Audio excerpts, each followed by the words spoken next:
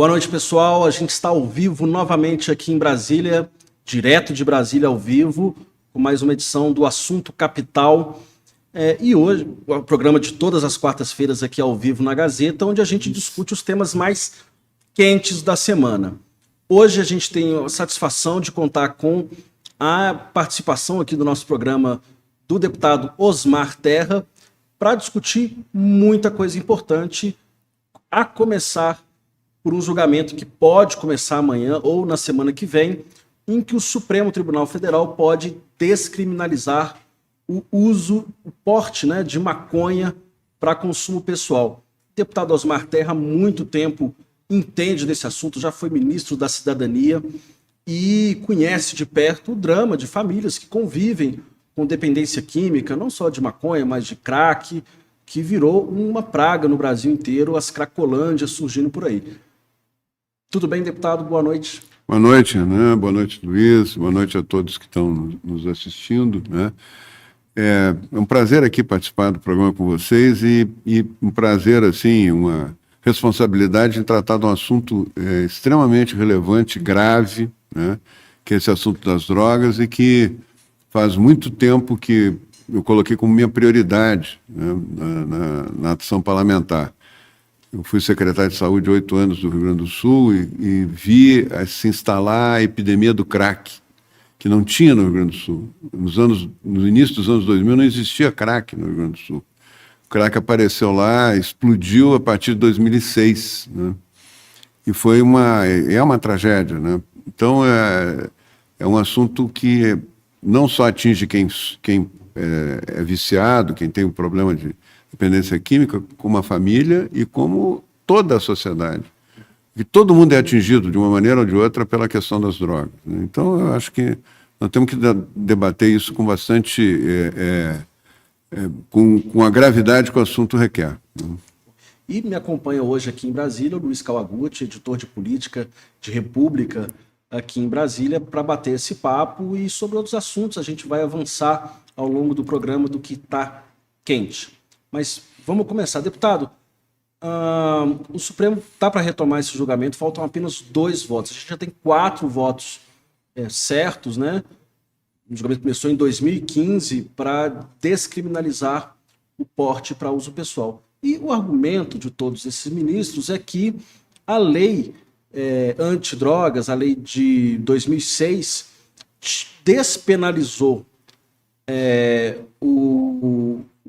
tirou a pena privativa de prisão para usuários, para quem porta. Então ele é submetido à advertência, curso de reabilitação, serviços à comunidade, e aumentou a pena para o traficante. Mas eles dizem que a polícia, o sistema de justiça, o Ministério Público, o Judiciário, acabam pegando muitos usuários, especialmente de classe baixa, pobres, negros, de periferia, de baixa instrução, e enquadra eles como traficantes, levando eles para os presídios, enchendo as penitenciárias. Muitas vezes esses usuários são cooptados por facções, se tornam bandidos muito perigosos, porque acabam contraindo dívidas com essas facções que dominam os presídios.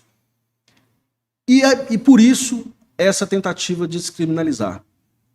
Isso me parece ganha bastante espaço, essa tese, dentro do Supremo, e a tendência é essa. Diante desse quadro, o senhor acha razoável esse argumento? E o que de efeitos isso pode trazer? Realmente vai proteger o usuário e levar ele para uma reabilitação ou não? Isso pode ser inócuo e agravar o problema de quem convive com usuários e que as famílias, as comunidades que eventualmente podem ser afetadas por essa decisão. Como é que o senhor vê essa discussão, deputado? Olha, eu vejo com preocupação, porque eu entendo que não é o tribunal que tem que legislar sobre isso. Nós estamos há mais de 15 anos discutindo isso no Congresso. Já foi, no espaço de 13 anos, foram aprovadas 2 leis, uma aperfeiçoando, a segunda aperfeiçoando a primeira, eu fui autor da segunda, dizendo claramente que portar drogas, levar drogas é crime, embora não seja punido com prisão. né? Mas é crime, tem penas alternativas, né? E isso é um fato importante porque, normalmente, o usuário, que é só usuário, ele é um dependente químico, a maior parte das vezes é um dependente químico, e precisa de tratamento, ele precisa não de prisão, de tratamento. Então não se prende o usuário. Não se prende nisso o senhor está de acordo com a lei? É com a lei, é o artigo 28. Né? Na verdade, o que foi discutido, o que está sendo discutido no tribunal, é o MADIM, da Defensoria Pública de São Paulo, de 2012, se eu não me engano, que pede para considerar inconstitucional o artigo 28, que é esse artigo que criminaliza, mas não pune com prisão. Né? Ao descriminalizar, né, certamente isso muda todo o perfil de consumo, vai aumentar muito o consumo. Né? Ah, mas é o pequeno traficante, se confunde com o usuário. Bem, mas é o pequeno traficante que faz o tráfico existir. Não existe tráfico sem o pequeno traficante. O grande traficante não vende no atacado, na rua, né, nem na boca de fumo. Quem vende é o pequeno, é o pequeno tráfico, né, por pequenas porções. Às vezes ele tem até uma quantidade grande guardada em algum lugar, mas ele vai vendendo aos poucos. Se acontecer essa descriminalização, ele não vai ser preso, ele não vai ser afastado da rua. Então vai continuar o tráfico, vai continuar. Você acha que vai diminuir ou vai aumentar a quantidade de drogas circulando nas escolas? Se for considerada que não é crime, né? Como é que, até na escola, como é que você vai reprimir uma criança, um jovem, um adolescente que está portando drogas? Não vai nem poder fazer isso. Isso é um ponto interessante, deputado. Por exemplo, se eu sou um pai de família e aí meu filho chega e fala, eu quero usar maconha. Você fala, não pode. Eu falo, não, mas a lei deixa, é permitido, é que nem tomar uma cerveja ali. O que esse pai vai falar para o...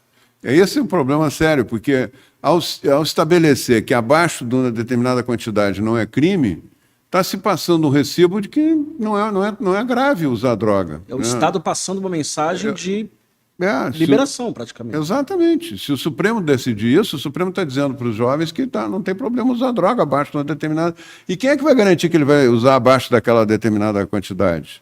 Quem é que vai andar com balança para ver se ele está portando a quantidade de droga certa ou não? Na escola, a polícia vai andar com uma balancinha? Não tem como fazer isso. Não existe. Todos os lugares que tentaram fazer isso, ficou muito pior a situação, aumentou muito mais o consumo, né? O Uruguai é um exemplo disso. O Uruguai liberou, inclusive, a maconha e piorou o consumo de drogas muito no Uruguai. O José Mujica... outras drogas, né? Outras drogas. O José Mujica dizia que isso ia acabar com o tráfico. Imagina, é tudo ideia e do lado do Paraguai, que é um grande produtor. Que não tem base real no mundo. Isso é ideia de academia, de algum filósofo, alguma coisa que não tem relação com o mundo real. Né?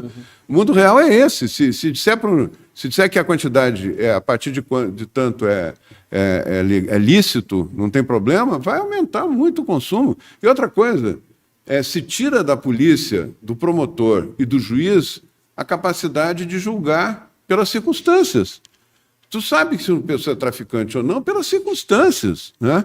Se ele está num local, ele pode estar com 15 gramas, 20 gramas de droga e está num ambiente que se vende droga, ele acabou de vender. Né? Na porta de uma boate. Isso, tem antecedentes. Tá? Se ele é traficante. Por outro lado, pode ter um jovem com 50 gramas e está fora desse ambiente, está em casa, está na rua, está na frente da casa dele e tal, ele é usuário. Então isso tem que ficar a critério do policial experiente que conhece, que sabe como funciona essa lógica do consumo e do tráfico. E também, mas isso também não fica só com o policial. Tem um promotor que faz o processo e tem um juiz que julga. Será que os três não sabem distinguir quem é um traficante e quem é um usuário? Eu acho que é isso que a lei hoje permite. Mas está ruim, tem muito consumo, vai ficar muito pior se descriminalizar, se passar a ideia que não tem problema. Né? Uma das discussões é justamente o limite. Né? O ministro Alexandre de Moraes está cogitando aí uma faixa entre 25 a 60 gramas. E 60 gramas é uma quantidade considerável. 60 cigarros. Pois é, são 60 cigarros.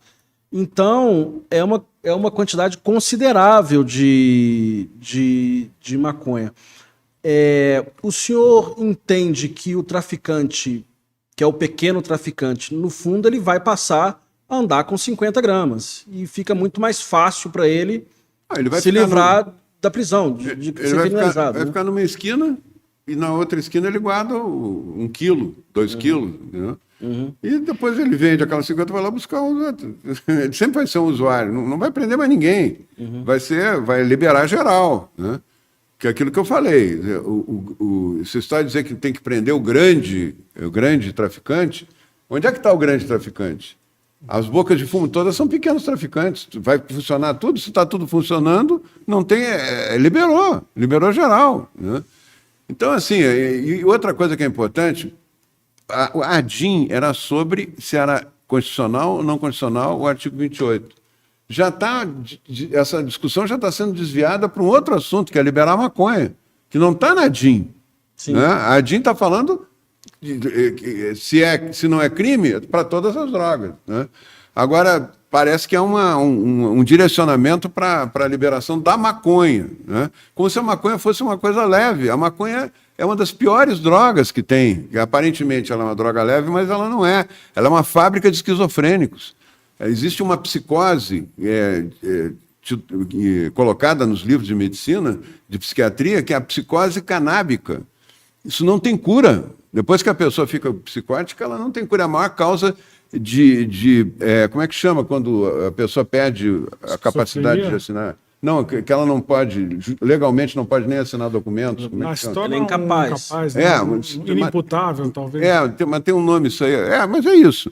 A maior causa de incapacidade, e que é permanente, para sempre, de assinar documentos, de fazer tudo, de levar a vida legalmente, ter responsabilidade, de jovens, é a maconha. Né?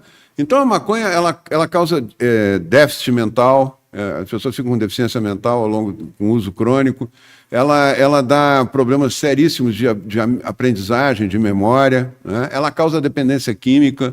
A dependência química ela atua, o estímulo da droga produz uma mudança nas conexões dos neurônios do cérebro. E aquela mudança não se desfaz mais. Por isso que se diz que o usuário ele não tem cura. Ele tem que evitar cada dia a dose da droga. Que nem o álcool, a mesma coisa. O álcool é uma droga que causa dependência, causa danos cerebrais também, não tanto quanto a maconha, mas causa também alteração de comportamento. Só que os AAC dizem isso, né? O usuário de álcool, não existe ex-alcoólatra, existe alcoólatra em recuperação e tem que evitar o primeiro gole a cada dia. Isso serve para todas as drogas. E qual que seria o peso para o sistema de saúde da descriminalização da maconha, deputado? Vai aumentar muito o número de problemas mentais, vai aumentar muito o número de, enfim, em outras áreas, absenteísmo ao trabalho, vai aumentar o número de pessoas que não conseguem mais.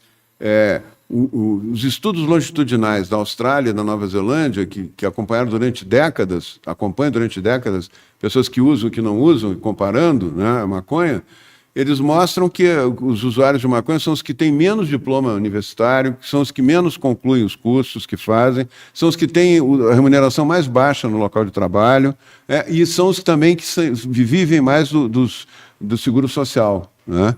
Então, ele se torna uma pessoa completamente incapaz, né? Então, com o tempo, né? Ela está se destruindo e acabando gerando um peso para o Estado também. Né? Sem dizer que é porta para outras drogas também. Você só dizer que não né?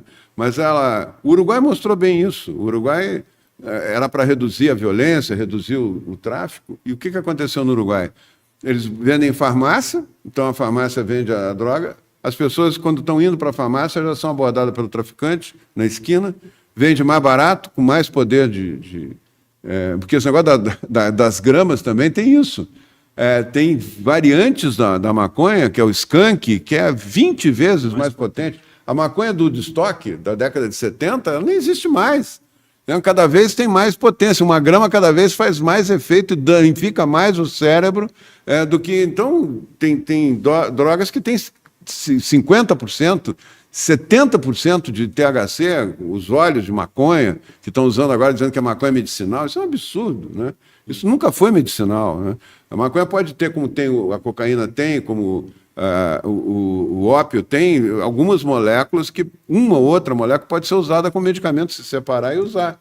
Mas dizer que fumar maconha, usar óleo de maconha, a pessoa está se tratando de uma doença, isso é um absurdo. Agora, deputado, a gente fica com a impressão de que toda essa campanha pró-descriminalização, ou mesmo legalização da maconha, muita gente pensa no usuário como um usuário de classe média ou de classe alta, como uma família estruturada, que durante a universidade experimentou maconha, usou durante um tempo e depois a pessoa se reabilitou e a pessoa largou aquilo. Isso é muito comum e a pessoa não sofre grandes danos e a família acaba, logo o jovem se torna adulto e acha que isso é uma molecagem, etc. Mas eu gostaria de abordar com o senhor que conhece as comunidades terapêuticas, que em jovens com famílias menos estruturadas, às vezes de periferia, que acabam caindo no vício, isso causa um dano enorme, né, para a família, para a comunidade. Quer dizer, isso é um drama que muitas vezes os ministros e quem dentro das universidades defende a descriminalização não vê e não convive com isso. Eu gostaria que o senhor trouxesse um pouco dessa experiência do senhor com essas comunidades terapêuticas que estão ali tentando tratar, tentando recuperar esses indivíduos e, ao que me parece, a descriminalização pode sobrecarregar muito esse serviço social voluntário e que é feito com todo amor, com todo carinho por essas famílias, por essas pessoas. O senhor acha que vai haver uma epidemia de dependência química com isso? E o que o senhor pode me trazer para a gente do drama que essas pessoas vivem, inclusive agora com várias cracolândias se espalhando, inclusive em cidades médias, né? Vai piorar muito o que já existe. Né? Já existe isso, né? Já existe as famílias. São milhões de dependentes químicos de maconha. Né? São pelo menos 1 ou 2 milhões por baixo de usuários de dependentes químicos de cocaína. Né? Nós estamos falando de milhões. Isso afeta a vida toda. Né? Eu tive pessoas da minha relação, pessoas jovens brilhantes, né, que viraram quase um zumbi, né, pelo uso continuado, e só de maconha, nem usando. Mas como a maconha é porta de entrada para outras drogas, né, teve um caso também de um afilhado meu, que estudante de medicina, no 4º ano de medicina, com 21 anos, um menino brilhante, estava indo na calçada, na casa de um colega estudar, e a caminhonete subiu na calçada, uma velocidade enorme, e matou, esmagou ele contra a parede, né? E ele nunca foi usuário de nada, nem álcool. E o motorista era. E o motorista estava com maconha, não tinha álcool, fizeram o bafome, não deu nada, iam até mandar ele embora, resolveram fazer um teste para maconha, e ele estava até o talo de maconha. Então, não afeta só a pessoa que usa, nem só a família, afeta outras. Imagina a destruição dessa família, desse menino que morreu, ele era filho único. É uma tragédia sem fim. Os acidentes de automóvel, a maioria é para usuários de droga. Né? Os homicídios têm a ver, muitos homicídios casuais, aqueles que não são planejados, eles têm a ver com o uso de drogas também.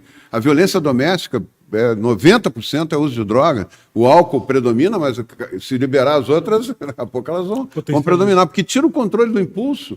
A droga tira o controle, a pessoa não sabe mais direito o que ela está fazendo, ela não pensa com clareza, não pensa nas consequências do que está fazendo, né?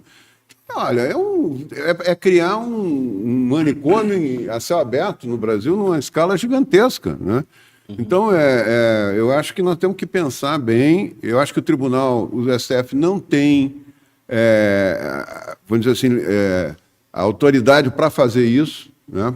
Isso, quem tem delegação da população para decidir politicamente se isso libera ou não libera, é quem é eleito para isso, né? Você falou de autoridade do STF. Mas parece que se tem autoridade, eles se sentem entendidos na história. Eu lembro que há pouco tempo o STF falou, não pode fazer mais operação policial dentro da comunidade, dentro da favela, e aí o crime organizado se proliferou. Agora eles estão falando, não, maconha tem que ser descriminalizado porque isso vai ajudar a enfraquecer as facções criminosas. Faz algum sentido isso? Não existe. As facções nunca tiveram tão fortes no Uruguai. O Uruguai hoje tem 3 a 4 vezes mais homicídios do que tinha quando liberaram a maconha em 2013. Né? Então, o que é isso? O traficante está ali na esquina, vende a maconha mais cara, mais barata e mais potente, mas vende as outras drogas junto.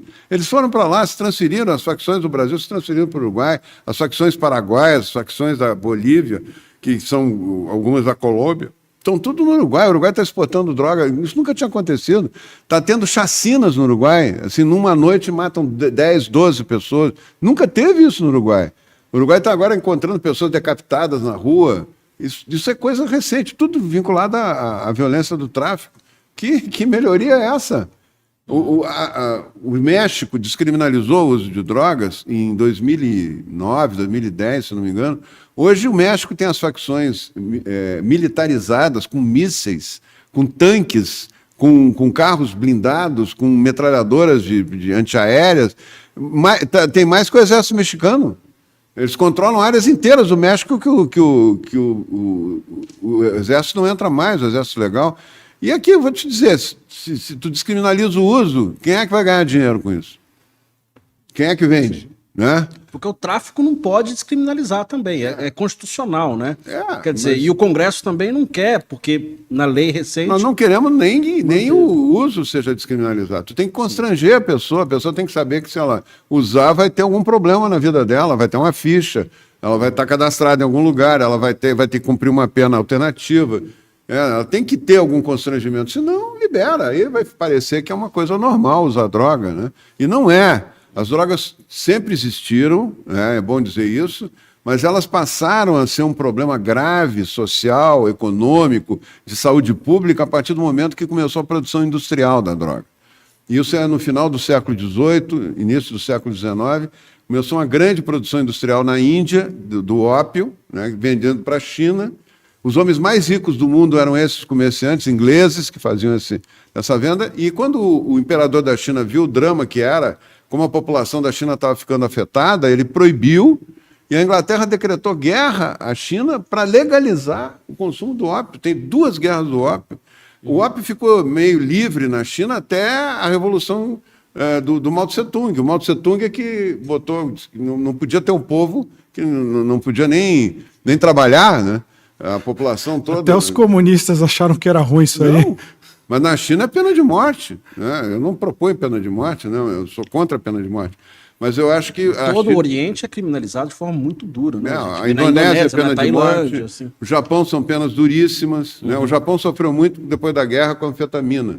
A metanfetamina, que eles usavam para os pilotos kamikaze, para os operários trabalhar nas fábricas de armamento, trabalhar mais horas, né? Então, eles saíram da guerra com 2 milhões de dependentes químicos da metanfetamina, com caos, tráfico.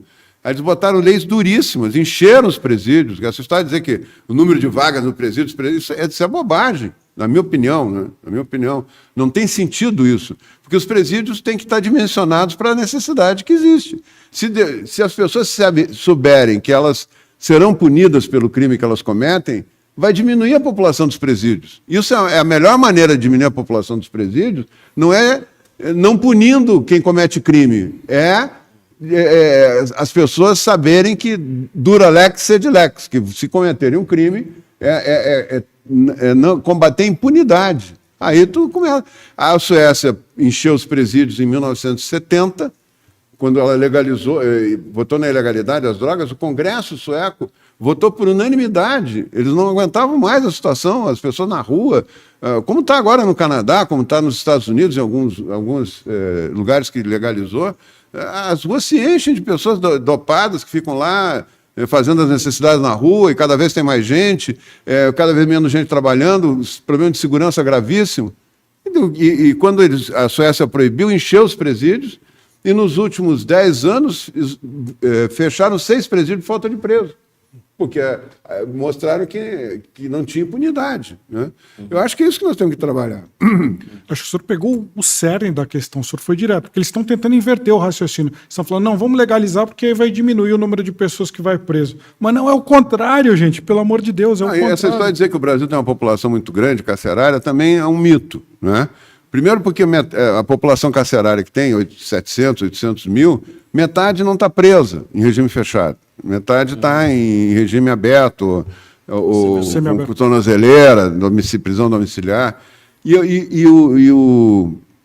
tu tem que calcular isso com a população.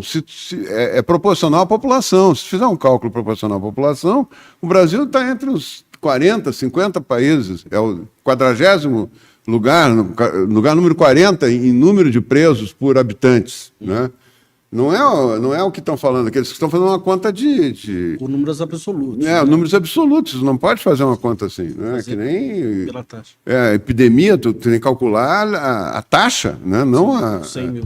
E outra coisa, melhorar os presídios, tirar o controle das facções, isso é outra tarefa que tem que fazer. Não vamos fazer isso, então? É só soltar. O que fica claro, às vezes, isso me parece foi admitido pelo ministro Alexandre de Moraes, de certa maneira no voto dele, é que existe um problema no sistema de justiça, que muitas vezes não consegue identificar de maneira correta quem é usuário de traficante, ou então faz isso de maneira muito enviesada socialmente. E aí a solução, então, simples, seria descriminalizar, o que pode trazer outros enormes problemas, como o senhor está dizendo. E eu achei interessante que o senhor bem mencionou que o Congresso, muitas vezes o Supremo acusa o Congresso de não legislar, e legislou recentemente. Em 2019, a lei de drogas foi revista, muito por iniciativa do senhor. Quer dizer, e foi mantido ali, essa discussão já era quente. O Supremo começou a julgar em 2015, em 2019. O Congresso teve a oportunidade de reanalisar toda essa situação, manteve a criminalização e o Supremo passa por cima. Eu estou dizendo isso porque, novamente, essa discussão está para surgir nos próximos semanas, com a pauta da DPF 442, que é uma tentativa agora de descriminalizar também o aborto até a 12ª semana de gestação, em qualquer situação. Hoje, como a gente sabe, a legislação prevê, quer dizer, não penaliza o aborto quando há risco de vida para a mãe, quando o feto é inviável, não tem cérebro, ou em casos de estupro. Como é que o senhor vê essa nova tentativa do Supremo, muito pautado aí por ONGs de esquerda, pelo PSOL, que é o autor da ação. A gente também pode chamar de juristocracia. Né? De descriminalizar o aborto. O senhor é médico, conhece também essa realidade. O Congresso vai reagir a isso e, eventualmente, pode até endurecer essa penalização do aborto, deputado? Eu só quero dizer o seguinte, essa visão, por exemplo, eu sei que tem visões diferentes, né, no próprio Supremo, né? Eu acho que eu parto do princípio que são todas bem intencionadas, querem ajudar a resolver um problema. O ministro Alexandre quer ajudar a resolver um problema, o ministro Barroso, mas o ministro Barroso tem uma visão bem ideológica, né? Ele acha que não tem problema usar droga, né? Ele já disse isso abertamente, né? Como ele é a favor do aborto. Eu, particularmente, como médico, eu acho que a vida é a coisa mais preciosa que a gente tem, né? E a partir do momento que uma criança é gestada, e em qualquer fase da gestação, é um ser vivo que está ali, né? Eu sou contra o aborto, né? E eu acho que eu tenho mestrado em neurociência, eu trabalho muito nessa área, trabalhei assim, estudei, me aprofundei nessa área como médico. E o cérebro humano, com 12 semanas, ele já está em formação adiantada, né? A criança já está percebendo o som, já está percebendo, já está adaptada ao ambiente que ela está ali, sentindo, tendo percepção do ambiente. Não tem por que tirar uma criança nessas condições, se não tá nesses capítulos que são previstos para aborto. Não tem por que aumentar o número de abortos, né? As pessoas têm que pensar antes tem que se cuidar antes. Quem não quer ter filho tem que se cuidar antes, né? Então, é uma questão de educação também, né? Então, eu acho que isso não passa nem com banda de música no Congresso. Ó, vamos combinar, o Congresso é o povo brasileiro. Tu não pode botar 200 milhões de pessoas toda semana para decidir o que é certo, o que é errado, o que ele quer. É uma decisão política, né? Então, eles elegem os representantes para fazer isso. Se nós estamos lá para fazer isso e o Supremo acaba fazendo por nós, o que nós temos que fazer lá? Né? Fica sem sentido o parlamento, né? Então eu acho que o Supremo, a tendência é a gente ter um entendimento com o Supremo para cada um cuidar do seu lado, né? E até a própria questão essa da votação das drogas, Se o Supremo conversar com o Supremo para ter um prazo maior, para a gente poder, o próprio Congresso, tomar as decisões, né? Se é o caso de mexer, né? E aí eu sou a favor de manter. A criminalização não dá para abrir mão, porque se está ruim como está, vai ser muito pior se descriminalizar. E dá para evitar que o Supremo legisle, ou seja, eu me incluo entre os que acreditam que há uma anomalia do papel que o Supremo adotou. Qual que é o caminho? É negociar? É bater de frente? O que o senhor acha que deve fazer? Eu acho que tendo um assunto urgente, que o Congresso foi omisso, até pode se justificar, né? Eu entendo isso. Mas nessa da droga não teve omissão. Nós estamos discutindo há 15 anos esse assunto. Já foram 2 vezes aprovado na Câmara, no Senado, na Comissão de Constituição e Justiça. O próprio artigo esse 28 já tem uma longa vida, né? E agora vai ser considerado inconstitucional, né? É uma decisão que o Supremo pode decidir, se é inconstitucional ou não. Agora, devolve para a Câmara resolver como é que ela vai fazer para enfrentar as consequências disso. Mas não dizer que agora é 60 gramas, 20 gramas. O ministro Barroso tem uma frase que é famosa, que ele diz: qual é o problema da pessoa estar em casa bebendo uma bebida, bebericando e tal, ou fumando um cigarro de maconha, né? Eu acho que, em tese, não tem problema nenhum. Mas esse cara que matou meu afilhado lá, atropelou ele estava usando maconha onde? Devia estar usando em casa. E saiu para dirigir, né? Saiu para fazer alguma coisa. Então, o que altera em grande escala, num número muito grande de pessoas ao mesmo tempo, o estado mental, a consciência da pessoa, é um mal que tem que ser evitado, né? Não pode ser considerado uma coisa normal. O próprio álcool tem que ter limites também, né? O álcool tem que ter mais limites do que tem hoje, eu acho, né? Mas, por enquanto, nós não podemos piorar liberando as outras drogas. Eu acho que esse é um ponto importantíssimo aqui que o deputado trouxe. Aliás, vários desses, né? Primeiro, a inversão de valores que o Supremo está querendo fazer, que é essa coisa de falar, não, vamos... Tem um mito, queria falar para o telespectador, isso tem um mito que é muito originário, às vezes até na esquerda, eu acho que vem muito da esquerda, que fala, não, vamos descriminalizar as drogas, porque aí vai entrar o capitalismo e vai acabar com as drogas, porque o Estado que vai produzir as drogas e não vai ter vez pro traficante. Isso não existe porque sempre o crime se adapta. O crime lá atrás, nos Estados Unidos, foi criminalizado o consumo de álcool. Eles começaram a traficar outras coisas.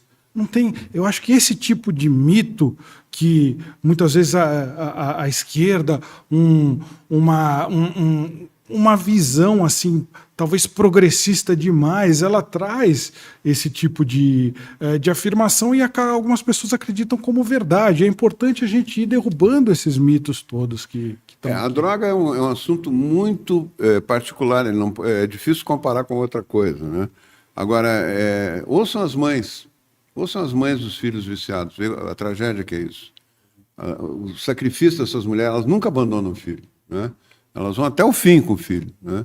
Então, a sociedade tem que ajudá-las, e esses meninos têm que ter tratamento, tem que ter alguma forma, né? Mas tem que reduzir o número de meninos que usam droga, e não aumentar, né? E achando que é normal, né? Achando que é uma coisa que não tem problema. Tem muito problema, né?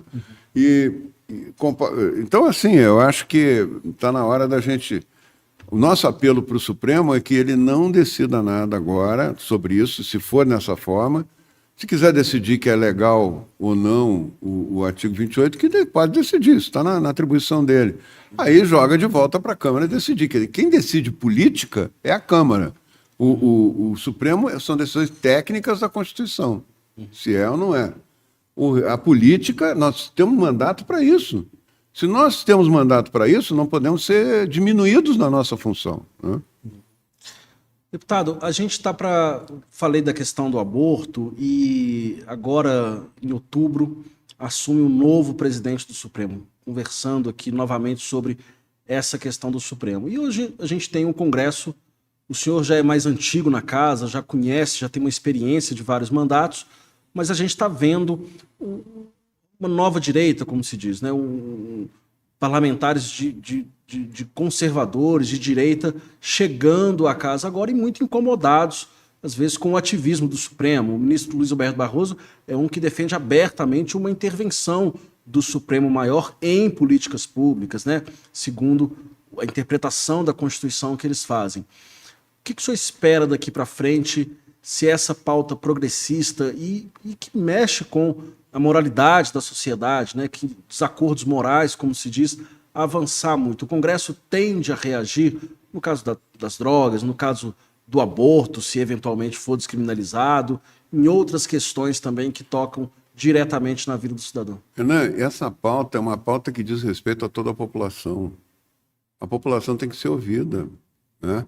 A pesquisa é uma pesquisa da Data, Poder Data agora, quase 70% da população é contra qualquer descriminalização de droga. Eles sofrem na carne. Não pode se impor uma descriminalização ao Congresso e à população, né? O Supremo não tem, isso não é democracia. Isso não é democracia. Eu acredito muito que é possível, conversando com o Supremo, em questões críticas como essa, definir o papel de cada um. Eu acho que é isso que nós temos que aproveitar agora, ganhar um tempo aí de não se votar isso no Supremo essa semana. Se não se votar, a gente ganhar um tempo para mostrar, apresentar outras soluções, e o Supremo cuida de se é constitucional ou não, e nós cuidamos da política. Se tiver que mexer, vamos mexer, né? Se nos provarem que tem que mexer. Agora, 513 deputados, 81 senadores estão debatendo isso há 15 anos, e isso não tem valor nenhum. Né? Não, é um absurdo o STF ele querer se intrometer. Já trouxe aqui essa questão antes. O STF fala, por exemplo, que a polícia não pode subir em morro para atacar a facção. Isso prova um desconhecimento desses ministros da situação do crime organizado, que é um absurdo. O senhor trouxe esse também. O que o Alexandre de Moraes usou aí na sua argumentação? Não, se você tiver uma criminalização muito grande, se você tiver a criminalização da maconha, vai ter um monte de usuário de drogas que não tem potencial de dano para a sociedade, vai para a cadeia e vai virar membro do PCC, do Comando Vermelho. E eu acho que o mais importante foi o que o deputado trouxe aqui. Não, gente, está tudo errado, é o contrário. Se tiver muito claro que isso é crime e haverá uma pena, o cara não vai usar, porque ele vai ficar com medo de ir para a cadeia. Essa é a questão. Infelizmente, o que funciona no Brasil é punição. Não adianta a esquerda... Coisa. Em qualquer área, não é só na maconha, não é só na droga, em qualquer área. Se a pessoa não tem medo da punição, ela vai aumentar o crime em tudo, na corrupção, em tudo, né? Que nos preocupa muito essa questão da corrupção também. Né? Aí vem os entendidos que passam os seus dias dentro dos seus gabinetes luxuosos, com corredores de bustos de grandes juristas e tal, mas que nunca botaram o pé numa favela, que nunca botaram o pé na realidade e aí querem legislar. Estão numa torre de marfim, né? Eu vejo muito intelectual aí falando sobre drogas, né? Que são professores universitários, estão numa torre de marfim da universidade, eles não têm ideia do que acontece inclusive não tem ideia do que acontece na favela, nem passam perto, né? Não tem ideia do que acontece no mundo real. Hoje em dia a droga está tão disseminada no Brasil que até as tribos indígenas estão dopadas, estão com uma quantidade de jovens enormes viciados. Tem um problema que o cérebro humano, ele tem um período que ele forma rapidamente as redes, que é o início da vida, que é muito importante esse início da vida. Mas depois ele tem um período em que ele poda as redes e se especializa para ser mais eficiente, que é a partir da puberdade. E a pico do início do consumo da maconha é aos 14 anos. Então, tu pega bem num período que o cérebro está se especializando, tu especializa o cérebro e fuma maconha com a dependência química. Então, quanto mais cedo o jovem começa a usar, e ele é ingênuo, e ele é enganado, inclusive pela propaganda. Eu vejo propaganda de empresas, a Verde Média, essa empresa canadense, a Canopy Grow, eles botam propaganda no jornal, na Folha de São Paulo, dizendo que a maconha cura tudo, cura até câncer, né? Então é um negócio impressionante, né? É um negócio, é uma distorção brutal. Aí o menino vê aquilo e diz, pô, é medicinal, qual é o problema de eu fumar um pouquinho aqui, né? E começa. O que leva a pessoa a ficar dependente é diferente do que leva ela a usar. Ela usa para ficar bem com os colegas, para sentir um prazer e tal. Mas depois, quando ela não consegue mais controlar, e às vezes a pessoa não tem nem noção, né? Eu tinha, nos debates que nós fizemos lá na Câmara, e nós fizemos centenas de audiências, nós somos em vários países, nós acompanhamos, foi um debate intenso. Não pode ser jogado fora esse debate agora, porque uma pessoa lá que não está com mandato para fazer isso resolve fazer. Né? Então, o que o que nós temos que ver com o jovem, com o cérebro desse jovem, o que vai acontecer com ele daqui para frente, é responsabilidade nossa, é do Congresso, é de quem faz lei nesse país, né? Nós somos responsáveis pela política sobre drogas. Nós mudamos a política sobre drogas, é uma política completamente ineficaz. Boa parte dessa epidemia nós herdamos dos governos anteriores. Né? Nós mudamos a política e mudamos a lei. Né? E criamos, inclusive, secretarias de prevenção do consumo de drogas no governo. Agora, deputado, Cura câncer, falando né? nessa nova lei, me parece que a lei veio muito reforçar as comunidades terapêuticas de apoio. O deputado daqui a pouco está cheio de compromisso, mas eu quero aproveitar ainda um tempinho para fazer uma pergunta. Tem funcionado isso? Parece que nos últimos anos o apoio que o governo, inclusive, dá financeiro para essas comunidades tem crescido e me parece que tem funcionado. É uma política pública, vamos dizer, junto com o terceiro setor, eficiente, o senhor considera, e tem realmente ajudado essas famílias. E a preocupação que eu trago novamente aqui é essa: a descriminalização, se aumentar realmente o consumo, pode sobrecarregar essas comunidades terapêuticas, que são um sucesso na recuperação de adictos, né, de dependentes químicos. Como é que o senhor vê os resultados dessa lei de 2019, aprovada pelo Congresso, com participação fundamental do senhor? Eu acho que a lei foi muito útil, né? Ela está sendo útil. Não tem milagre nessa. Né? Vai ter gente dependente química em grande número, infelizmente, mas pelo menos nós estamos mudando o curso dos acontecimentos. Né? Nós estamos falando uma palavra mágica, que é abstinência. Que todos os governos anteriores, inclusive os governos do PT, não falavam em abstinência. Abstinência era um palavrão. Era só redução de danos. Sim. Então o sujeito, em vez de fumar crack numa latinha de alumínio, fumava com cachimbo de vidro. Né? Para ser mais saudável. Mas no cérebro dele o dano é o mesmo. Né? Podia ser até maior com alumínio, mas o dano acontece igual, né? No cérebro. Então, o que nós temos, a nossa preocupação é que as comunidades terapêuticas, elas cumprem um papel de uma abstinência assistida, de longo prazo. Quando forma o circuito no cérebro que induz a sensação de prazer da droga e a memória da droga, que é isso que mantém, que leva ao vício, né? Isso se forma de uma maneira permanente, né? Se você fica muito tempo sem usar em abstinência, aquilo vai diminuindo, é como uma memória, ela vai se enfraquecendo, né? Mas curar não cura, a pessoa vai ter que todo dia fazer um esforço para não usar, né? E a comunidade ensina a fazer isso. São os 12 passos, tem a fé, a religião, mas o importante é a metodologia, né, dos 12 passos que leva a pessoa a chegar a um nível de que ela se sente limpa, né, e se orgulha disso. Se orgulha, ela se sente um ser humano com capacidade de controlar a sua vida. Né? Então isso é muito importante, as comunidades terapêuticas têm um papel fundamental. Agora, tem que ser fiscalizadas, tem que ter qualidade, não pode ser um depósito de pessoas. Né? Sim. E para isso nós criamos a Senapred. Quando eu fui ministro da Cidadania, nós criamos a Senapred para acompanhar essas pessoas. Né? Antes era só a Senad, né, na Justiça. Então, mas a prevenção a gente não tinha assim organizada. Agora tem. Né? Eu não sei, agora acabaram com a Senapred, né, nesse governo. Eu não sei como é que vão fazer. Mas as comunidades terapêuticas, mas não acabaram com o convênio com as comunidades terapêuticas. Isso é muito forte. São mais de 20 mil vagas contratadas pelo governo federal.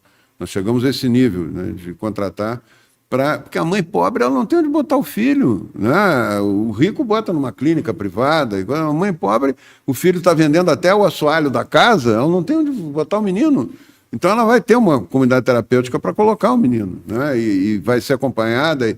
A maioria é religiosa, porque a fé ajuda, né? E eu acho que nós temos que apoiar isso. Então, Eu acredito que com o tempo muda, mas nós estamos numa herança danada, né? A Cracolândia não nasceu agora, né? A Cracolândia nasceu em período que começou a epidemia do crack lá em 2006, 2007, né? Começaram a proliferar as Cracolândias. Isso tende a diminuir se nós tivermos uma política dura na questão da lei, da regra, né? do consumo, para reduzir o consumo. Não, isso é a propaganda. Desculpa, deputado. Não, é que eu estou com...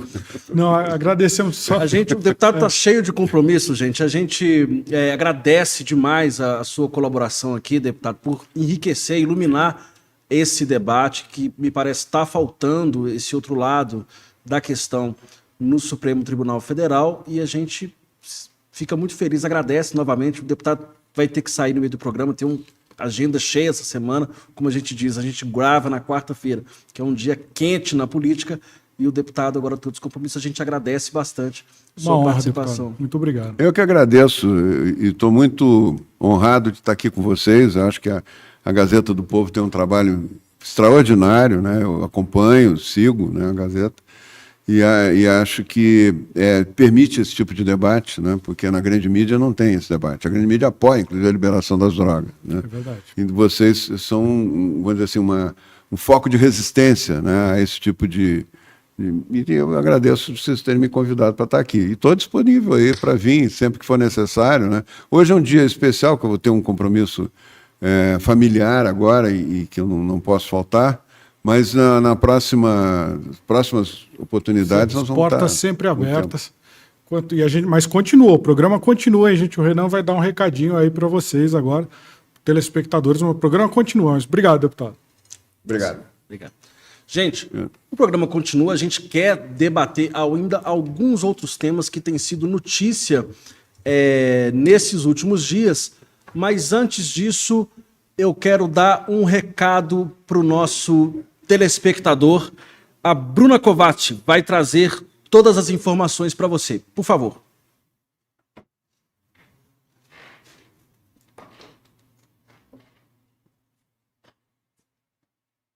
Assinando a Gazeta do Povo nesse mês, você tem acesso ilimitado ao jornal e recebe de presente os melhores lançamentos do nosso time de colunistas.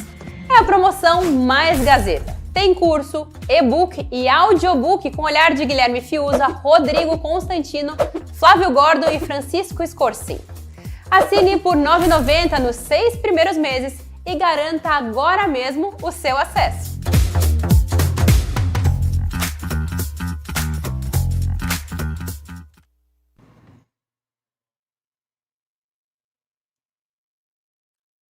A gente está de volta com o programa e agora a gente vai bater um papo aqui, eu e o Luiz Kawaguchi, sobre o que de mais importante está acontecendo esses dias. Olha, mas só antes de você continuar, o deputado ele trouxe uma coisa muito interessante, né? Ele falou, tem até propaganda que fala que maconha cura câncer, né? Pô, graças a Deus não falam que emagrece também, né? Aí a gente ia ter uma epidemia gigantesca, né? Mas eu queria esse ponto que o deputado trouxe, é interessantíssimo que você fala. Primeiro, ele fala o peso da descriminalização da maconha na sociedade. Isso é muito importante, revisando o que ele falou. As pessoas não têm desempenho bom no trabalho, quem é viciado.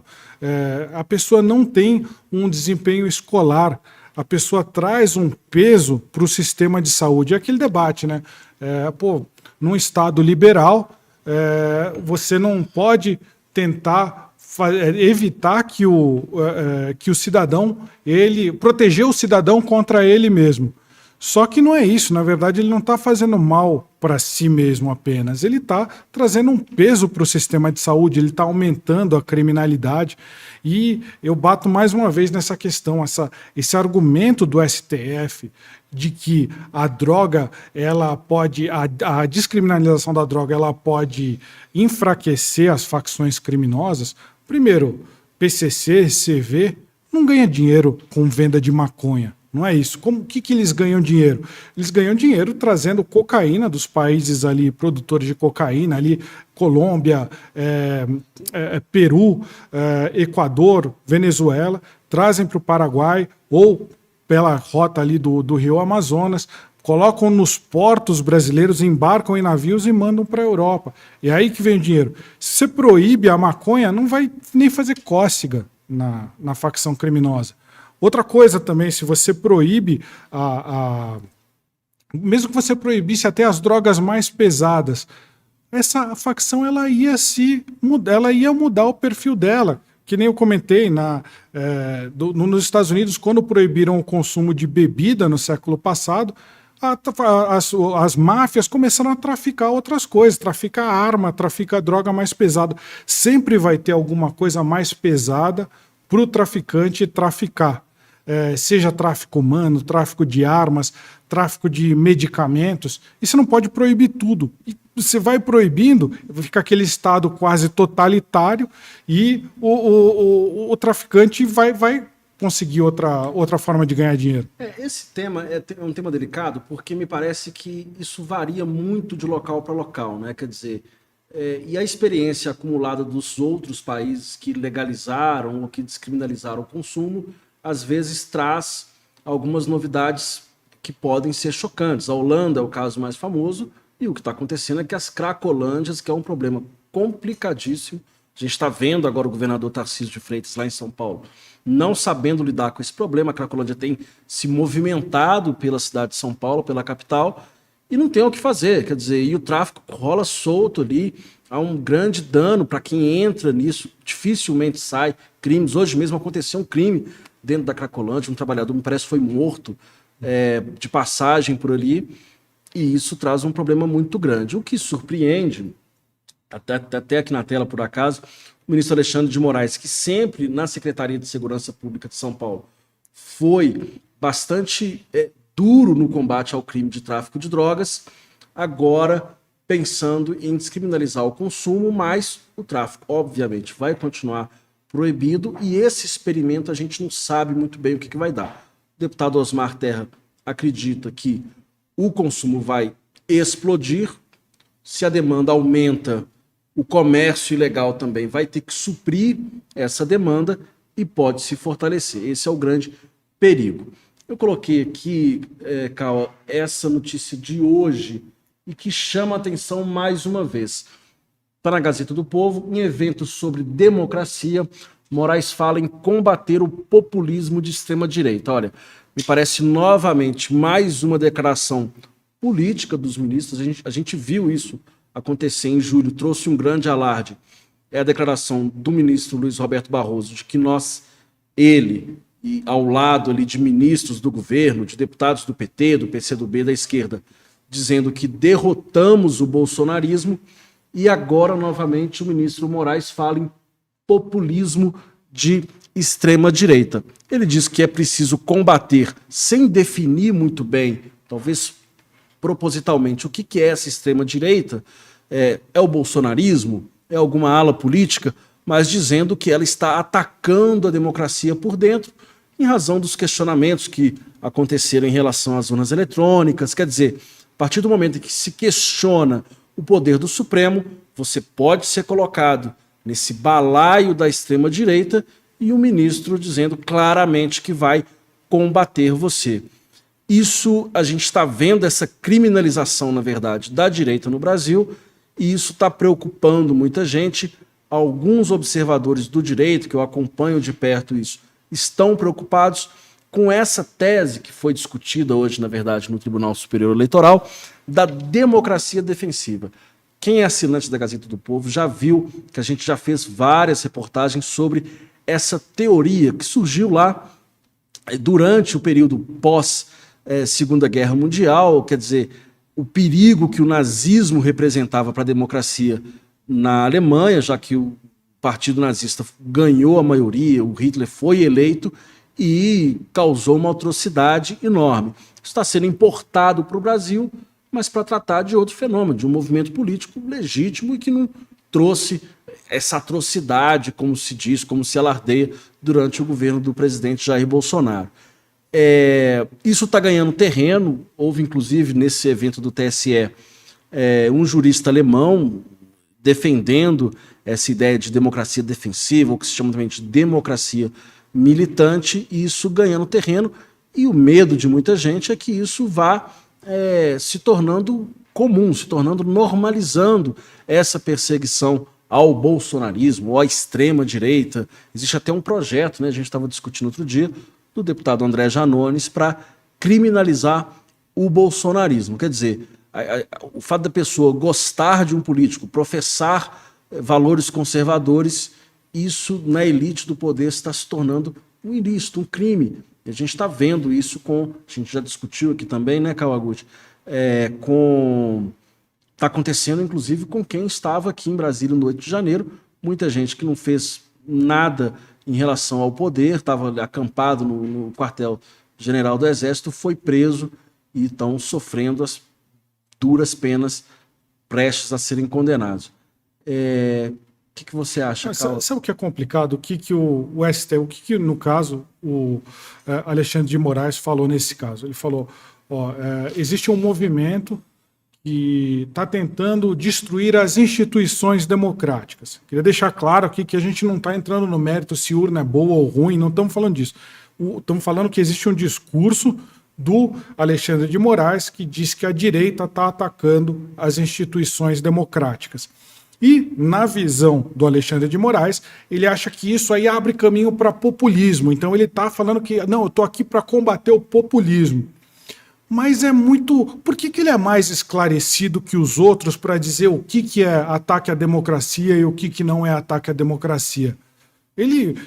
não tô questionando a validade de a gente ter um STF, mas como que uma pessoa, um dos ministros, acaba fazendo esse juízo de valor? E ele faz uma comparação que eu discordo dessa comparação, porque ele diz o seguinte, não, isso daqui, esses ataques que a gente está vendo aqui numa situação de paz, é muito mais grave do que as guerrilhas de esquerda que tentavam tomar à força o poder. O que é isso?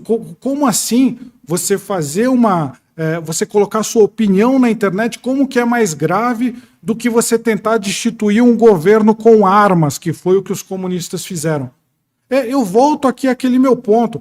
Esses ministros, eles nunca botaram o pé deles no terreno. Eles não sabem o que é guerra. Até tem um general, tem uma frase que é atribuída a um general americano que fala, não, a pena é mais forte que a espada. Aí o general fala assim, talvez quem escreveu isso nunca se deparou com uma metralhadora automática. Ou seja, é uma coisa... Eles começam a fazer esses julgamentos dentro da sala do ar-condicionado, achando que é... Não, porque o cara que vai lá na rede social, no Twitter, e escreve alguma coisa que eu não concordo, ele é mais perigoso do que um cara que fez uma guerrilha comunista e tentou derrubar um governo. Como assim, gente? Que história que é essa? Não dá para a gente comprar esse tipo de discurso. E eu acho que o nosso leitor, o leitor da Gazeta do Povo, ele concorda.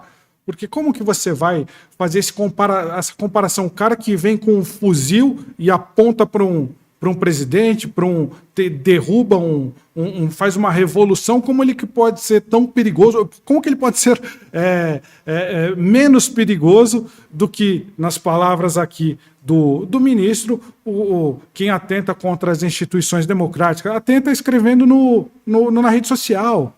Como é que é isso? O que me causa mais estranheza nesse caso é que esse discurso de que a direita é antidemocrática, de que a extrema-direita é antidemocrática, isso me parece muito contaminado pelo clima eleitoral. Isso é um discurso que está na boca do PT o tempo todo para derrotar eleitoralmente um adversário. Quer dizer, adotaram essa tese de que eles são os grandes defensores da democracia, apesar, a despeito de tudo que fizeram durante seus governos, a gente viu o mensalão, o petrolão, isso sim é uma deterioração evidente do regime democrático, compra de apoio nos partidos, no Congresso. E o que me estranha é um ministro do Supremo que não devia entrar nesse debate político, eleitoral, partidário, encampar esse discurso. Lembrando que o ministro Alexandre de Moraes tem ligação, sempre teve, com o mundo político, então piora muito mais essa situação.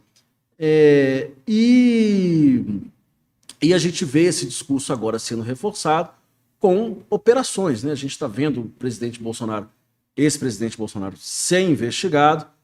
Existem delitos ali, mas parece que tudo entra nesse balaio dos atos antidemocráticos. Não é à toa que essa investigação que a gente está acompanhando, a gente mostrou isso na Gazeta do Povo hoje, do caso das joias, também entrou nessa investigação das milícias digitais. Quer dizer, algo que não tem nada a ver, né? A gente não vê uma ligação clara entre as milícias digitais que atacam, que criticam, que ofendem autoridades, que é, de fato, delito de menor potencial, nas redes sociais, com o caso das joias, com o caso, com o caso do cartão de vacina. Então, é o ministro Alexandre de Moraes abraçando isso, e aí fica muito difícil não desconfiar de se realmente está havendo imparcialidade, está havendo impessoalidade, e a gente vê todos os dias, quer dizer, todas as semanas, novas revelações, e até onde isso vai, né? Quer dizer... Mas conta aqui para o leitor, o Renan fez uma matéria aqui falando como que os argumentos que foram usados pela justiça para para anular o processo que tinha contra o presidente Luiz Inácio Lula da Silva, abrem um precedente também para o Bolsonaro se defender. Explica para o nosso telespectador, Renan, como é que é essa história aí. Essa matéria que está no ar hoje e mostra algo muito simples. O que a gente está discutindo e ouviu de vários observadores é a falta de conexão clara entre esse caso das joias, que é o novo escândalo envolvendo aí supostamente o ex-presidente Jair Bolsonaro, e o inquérito das milícias digitais. Isso está sendo investigado pelo Alexandre de Moraes nesse inquérito que ele abriu de ofício, porque o inquérito antigo dos atos antidemocráticos foi arquivado a pedido da Procuradoria-Geral da República, a pedido do Ministério Público junto ao Supremo. E o que está acontecendo é isso, uma grande, para o leitor, para o nosso espectador relembrar, uma grande porta de arquivamento da Operação Lava Jato se abriu no Supremo quando se alegou a incompetência, quer dizer, que não cabia à 13ª Vara de Curitiba, ou então o juiz Sérgio Moro, julgar todos os casos envolvendo corrupção no Brasil, né? Isso foi o que levou ao arquivamento e anulação das condenações do presidente Lula. Por quê? Porque não se falou muito naquela época é que não existia um juízo universal dentro da 13ª Vara para investigar todo e qualquer caso de corrupção. Deveria se limitar aos escândalos de esquemas de corrupção, de propina dentro da Petrobras. Como as suspeitas sobre o Lula envolviam outras estatais, Caixa Econômica, outras empresas, em outros órgãos públicos, se deliberou que isso deveria ser processado em Brasília. O caso do Bolsonaro tem seus paralelos, por quê? Porque, primeiro, o presidente Bolsonaro está sendo investigado, ex-presidente Bolsonaro, isso é importante dizer, está sendo investigado diretamente no Supremo e ele não tem mais foro privilegiado. O Supremo, desde 2018, fixou uma regra. Olha, existe foro privilegiado para crimes cometidos durante o mandato, no caso de um parlamentar, e por suspeitas ou fatos relacionados ao cargo. O ex-presidente Bolsonaro já não é mais presidente, portanto, a própria Procuradoria-Geral da República opinou junto ao Supremo para que esse caso descesse para a primeira instância. Aconteceu depois do mandato dele, né? Se aconteceu a tentativa de venda de joias, ele já não era mais... Ele já não era, não estava nem relacionado ao cargo. Ele retornou do exterior no aeroporto de São Paulo, né? Uhum. Ele teria... Quem começou a investigar foi a polícia de São Paulo, e aí a STF puxou para eles, né?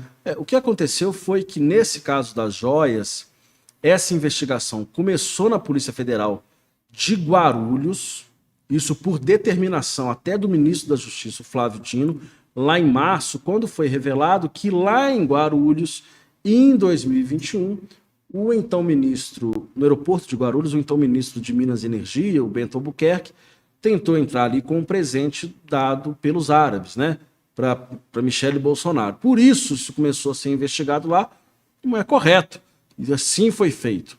Mas agora, quando apareceu essa suspeita, porque os policiais federais que atuam aqui nos inquéritos do Alexandre de Moraes, vasculharam toda a vida do Mauro Cid, que é um ex-ajudante de ordens do Bolsonaro, descobriram mensagens de telefone, e-mails, tudo que envolvia a vida digital dele, descobriram que ele tratou desse assunto também, e aí o Alexandre de Moraes puxou essa investigação para si. Ao que tudo indica, novas revelações estão sendo feitas todos os dias, isso tende a complicar muito a vida do ex-presidente Jair Bolsonaro. Essa semana está muito quente, porque ainda ontem o advogado da família Bolsonaro, um deles, né, muito ligado ao ex-presidente, o Frederico Wassef, disse que ele resolveu, por iniciativa própria, recomprar, né, um Rolex que havia sido dado de presente ao ex-presidente, que foi vendido lá nos Estados Unidos. Ele viajou para lá para comprar e para devolver por iniciativa própria. É algo que muita gente chamou a atenção, né, desse voluntarismo dele de ajudar o patrimônio público, segundo esse entendimento do TCU, mas muita coisa ainda está para acontecer nesse caso e todo mundo está aguardando o posicionamento do ex-presidente Bolsonaro, que até agora ele e a defesa dele aparentemente estão estudando o caso para ver se realmente houve algo de irregular. O fato, e isso já vem sendo dito, é que aparentemente existia uma dúvida sobre se esses presentes, né, que são mais pessoais, que são peças de vestuário, nesse caso são joias que foram dadas, poderiam ou não ser incorporadas ao patrimônio privado ou se deveriam ter sido devolvidas ao acervo público da presidência. As decisões do TCU mostram, e a jurisprudência do TCU, que é o tribunal que fiscaliza, né, o orçamento público, dizendo que esses bens de alto valor deveriam ser incorporados ao patrimônio público, e a defesa do Bolsonaro, na verdade, diz que tudo bem, então vamos devolver ao patrimônio público. Mas isso pode gerar algumas complicações ainda para o ex-presidente Bolsonaro. A gente vai ver essas cenas nos próximos capítulos. Eu queria falar com o telespectador aqui. Essa matéria aqui, a anulação da condenação de Lula é precedente para invalidar a investigação sobre o Bolsonaro. Você não encontra esse tipo de matéria em outros, no consórcio de imprensa, nas TVs, nas grandes TVs, aí, é só aqui na Gazeta do Povo que você tem acesso a esse tipo de material. Então, queria convidar os senhores, as senhoras, a assinar a Gazeta do Povo. Aqui o programa Assunto Capital, ele está sempre aberto para todo mundo, né, Renan? A gente não tem nenhum filtro para você entrar aí no YouTube. Mas você vai achar matérias como essa que o Renan escreveu aqui na Gazeta. E quem assinar a Gazeta, eu estava vendo aqui a nossa promoção, quem assinar agora ganha direto um curso de conservadorismo, e-book do Rodrigo Constantino, audiobook do Fiuza, e-book Globalismo e Comunismo. Pô, dá para se divertir por bastante tempo. E tem uma boa leitura aí, né, Renan? Eu acho que...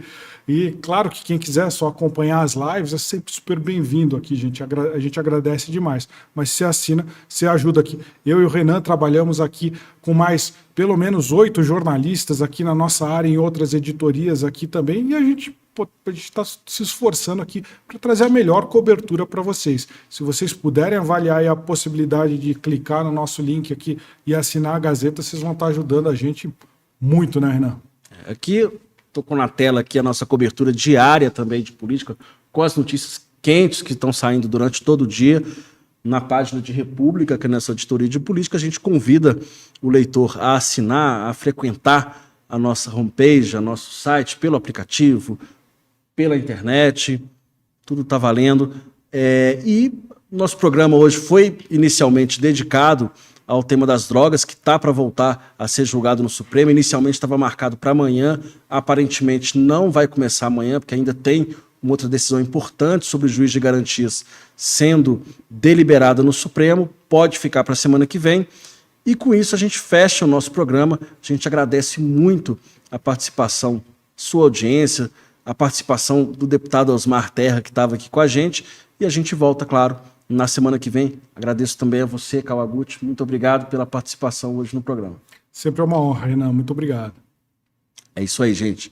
A gente fica por aqui, até quarta que vem. Muito obrigado.